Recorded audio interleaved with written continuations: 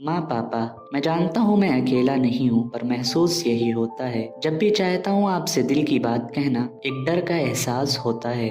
आप मेरी हर ज़रूरत पर पूरा ध्यान देते हैं, फिर मेरी ज़हनी सेहत पर क्यों नहीं। बहुत कुछ है दिल में जो कहना चाहता हूँ आपसे, पर दिल खोल कर बात करने की हिम्मत आखिर लाऊं कहाँ से। चुप चुप सा और डरा हुआ रहना अब अच्छा नहीं लगता, पर आपके गुस्से के आगे कुछ बोल भी तो नहीं पाता। दोस्तों के मसाइलों या स्कूल की कोई परेशानी, एक बार मेरी बात को पूरा सुना तो करें। ये कहने से पहले मैनेज योर सेल्फ, मेरे दिमाग की हालत को थोड़ा तो समझा करें। मार्क्स कम आए या खेलों में पीछे रह जाऊं, अगर आपसे ही सपोर्ट ना मिले तो कहाँ जाऊं। लोग क्या कहेंगे इसकी फिक्र प्लीज ना करें, एक बार तो मेरी जहनी सेहत की तरफ भी ध्यान दें। आपके सामने झूठी हंसी नहीं, अब खुलकर जीना चाहता हूँ। किसी बात की फिक्र मत कर बेटा, मैं हूं ना, कब से आपसे बस यही सुनना चाहता